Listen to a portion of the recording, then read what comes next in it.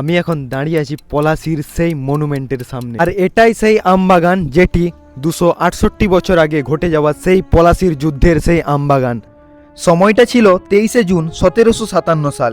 একদিকে বাংলার শেষ স্বাধীন নবাব সিরাজউদ্দৌলা, অন্যদিকে বাণিজ্যের নামে এদেশে ঢুকে পড়া ইস্ট ইন্ডিয়া কোম্পানি।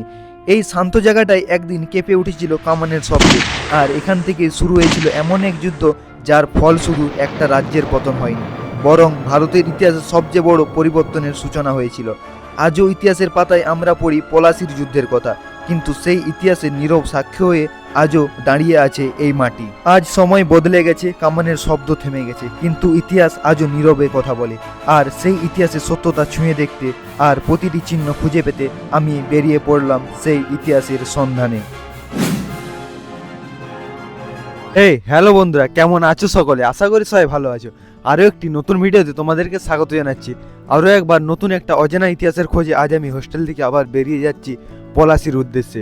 যাত্রার শুরুটা হয়েছিল আমাদের মুর্শিদাবাদের বহরমপুর পোর্ট রেলওয়ে স্টেশন থেকে। সকাল ঠিক 10:26। 2 নম্বর প্ল্যাটফর্ম থেকে আমাদের ট্রেন আসার কথা, লালগোলা শিয়ালদা মেমুইস প্যাসেঞ্জার। ঠিক সঠিক টাইমে ট্রেন চলেও আসলো। ট্রেনে উঠলেই বুঝতে পারলাম যাত্রাটা এত সহজ হবে না। প্রচণ্ড ভিড় ছিল, দাঁড়ানোর জায়গাও নেই। তবুও ইতিহাসের টানে সব কষ্ট ভুলে আমি রওনা দিলাম পলাশির উদ্দেশ্যে। ট্রেন তার নিজের গতিবেগে এগোতে শুরু করলো। তো চলুন শুনে নেই সেই সময়টা 1757 সালে কি ঘটেছিল বাংলার এই বুকে। বাংলা তখন ছিল ভারতের সবচেয়ে সমৃদ্ধ প্রদেশ। এই বাংলার নবাব ছিলেন নবাব সিরাজউদ্দৌলা, যিনি বিদেশি শাসন আর অন্যায়ের বিরুদ্ধে দাঁড়াতে চেয়েছিলেন। অন্যদিকে ছিল ইস্ট ইন্ডিয়া কোম্পানি। বাণিজ্যের অজুহাতে এদেশে এলেও তাদের লক্ষ্য ছিল ক্ষমতা দখল, আর সেই ক্ষমতার লড়াইয়ের কেন্দ্রবিন্দু হয়ে উঠেছিল এই পলাশি। 23শে জুন 1757 এই বাংলার মাটিতেই মুখোমুখি হয়েছিল নবাবের প্রায় 50,000 সৈন্য আর কোম্পানির মাত্র 3,000 সেনা। সংখ্যায় নয়, এই যুদ্ধ জিতেছিল কূটনীতি, লোভ আর বিশ্বাসঘাতকতা। মীর জাফর, রায়দুল্লভ, জগৎ শেঠ বিশ্বাসঘাতকতায় নবাব সিরাজউদ্দৌলা পরাজিত হলেন। আর এই দেখুন, আপনাদের সঙ্গে কথা বলতে বলতে পলাশি স্টেশনে চলেই আসলাম। তো চলুন যাওয়া যাক পলাশির সেই প্রান্তরে। এখন আমি নেমে গেলাম পলাশি স্টেশনে, সেই ঐতিহাসিক শহর পলাশিতে। আর ট্রেন এখন ছেড়ে বেরিয়ে যাবে, আর এটাই হচ্ছে পলাশি স্টেশন। হ্যাঁ, তোমাদেরকে এবারে আমি যেটা বলছিলাম, ওইটা 1 নম্বর প্ল্যাটফর্ম আর এটা 2 নম্বর প্ল্যাটফর্ম। পলাশির লেখাটা আছে। এখান থেকে ওই পাশে যেতে হবে, ওই সাইডে গেলেই টোটো পাওয়া যাবে এবং টোটো ধরে যেতে হবে পলাশির মনুমেন্ট। স্টেশন থেকে বাইরে বেরিয়ে আমি একটা টোটো ধরলাম। পলাশির মনুমেন্ট যেতে টোটোওয়ালা ভাড়া নেবে 20 টাকা। ভাড়া ঠিক করে আমি উঠে পড়লাম টোটোতে আর চলতে শুরু করলাম পলাশির সেই ঐতিহাসিক প্রান্তরের দিকে। যুদ্ধের প্রান্তর, নামটা শুনলেই মনে হয় রক্ত আর গর্জনের কথা, কিন্তু আজ সেখানে শুধুই নীরবতা। চারপাশ ফাঁকা, শান্ত, শুধু দাঁড়িয়ে আছে পলাশির যুদ্ধের সেই স্মৃতিকে বাঁচিয়ে রাখা একটি মনুমেন্ট আর নবাবের সেনাপতিদের স্মরণে তৈরি একটি স্মৃতিস্তম্ভ, যেন নীরবে আজও ইতিহাসের কথা বলে যাচ্ছে। টোটো থেকে নামতেই চোখে পড়ল পলাশির সেই মনুমেন্ট। সামনেই নবাব সিরাজউদ্দৌলার মূর্তি, যিনি শুধু একজন নবাব নন, বাংলার শেষ স্বাধীনতার প্রতীক। এখানেই 1757 সালে 23শে জুন তিনি যুদ্ধে হারেননি, হেরেছিলেন বিশ্বাসঘাতকতার কাছে।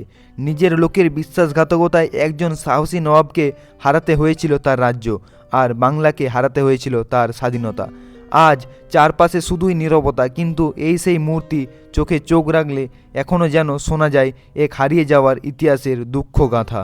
আর এই যে সামনে আমবাগানটা দেখছেন, একসময় এটা ছিল বিশালাকার। আজ হয়তো সেই সব পুরনো আম গাছ আর নেই, কিন্তু তাদের বীজ থেকে জন্ম নেওয়া কিছু আম গাছ হয়তো আজও দাঁড়িয়ে আছে ইতিহাসের নীরব সাক্ষী।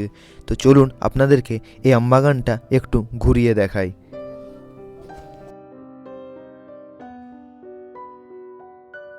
এখানে দেখার মতো আরেকটা জায়গা আছে। এই মাঠের মধ্যেই তৈরি করা হয়েছে নবাব সিরাজউদ্দৌলার পক্ষে যারা যুদ্ধ করেছিলেন তাদের স্মৃতির উদ্দেশ্যে কিছু স্মৃতিস্তম্ভ।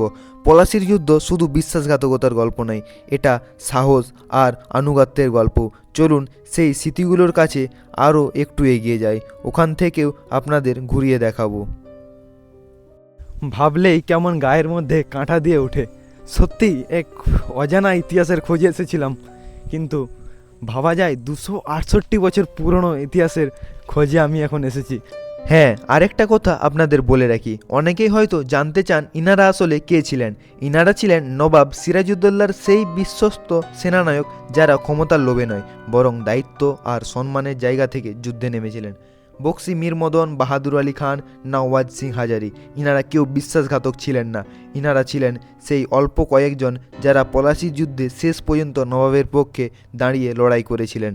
এই মাঠের মাঝে যে স্তম্ভগুলি দাঁড়িয়ে আছে সেগুলো শুধু পাথরের নয়, ইনারা যে সাহস, আনুগত্য আর আত্মত্যাগ দেখিয়েছিলেন তারই নীরব স্মৃতি। আপনারা যে সামনে 3টি স্তম্ভ দেখতে পাচ্ছেন, এর মধ্যে মাঝের স্তম্ভটি হলো বক্সি মীর মদনের স্মৃতিস্তম্ভ। এর ডান পাশে রয়েছে বাহাদুর আলী খানের স্মৃতিস্তম্ভ আর বাম পাশে রয়েছে নওয়াজ সিং হাজারের স্মৃতিস্তম্ভ। আরেকটা কথা না বললেই নয়, বক্সি মীর মদন যিনি নিজের জীবন দিয়ে যুদ্ধ করেছিলেন, আর বাহাদুর আলী খান যিনি বিশ্বাসঘাতকতার পথে না গিয়ে নবাবের পক্ষেই লড়াই করেছিলেন, নওয়াজ সিং হাজারি যিনি শেষ মুহূর্ত পর্যন্ত আনুগত্য বজায় রেখেছিলেন। এই 3জনের স্মৃতিতেই এই মাঠের মধ্যে দাঁড়িয়ে আছে এই স্তম্ভগুলি।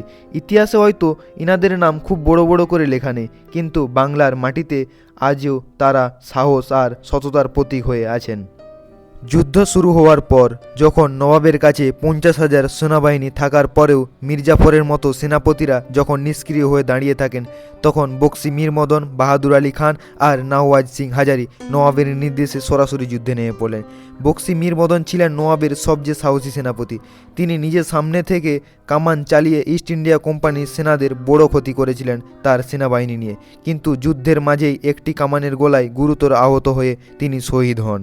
মীর মদনের মৃত্যুর পর নওয়াবের সেনাবাহিনী আরও দুর্বল হয়ে পড়ে। তখন বাহাদুর আলী খান আর নওয়াজ সিং হাজারি শেষ মুহূর্ত পর্যন্ত লড়াই চালিয়ে যান।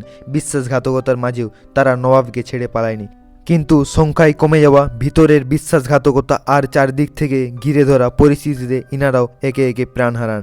ইনারা যুদ্ধে হেরেছিলেন ঠিকই, কিন্তু সম্মান হারায়নি। এই পলাশির মাঠে যে স্তম্ভগুলি দাঁড়িয়ে আছে সেগুলি সাক্ষী দেয় ইনারা নওয়াবের সঙ্গে বিশ্বাসঘাতকতা নয়, বরং জীবন দিয়েই সাহায্য করেছিলেন। তো বন্ধুরা, তোমাদেরকে আজকের ভিডিওতে আমি দেখালাম পলাশির যুদ্ধের সেই প্রান্ত। তো চলুন আজকের মতো ভিডিওটা এখানেই শেষ করতে হবে, কারণ আমাকেও তো যেতে হবে বাড়ি। तो आज के लिए बस इतना ही, मिलते हैं नेक्स्ट वीडियो के साथ नया टॉपिक के साथ। तब तक के लिए जय हिंद, जय भारत, वंदे मातरम। সবাই সুস্থ থাকবেন, ভালো থাকবেন।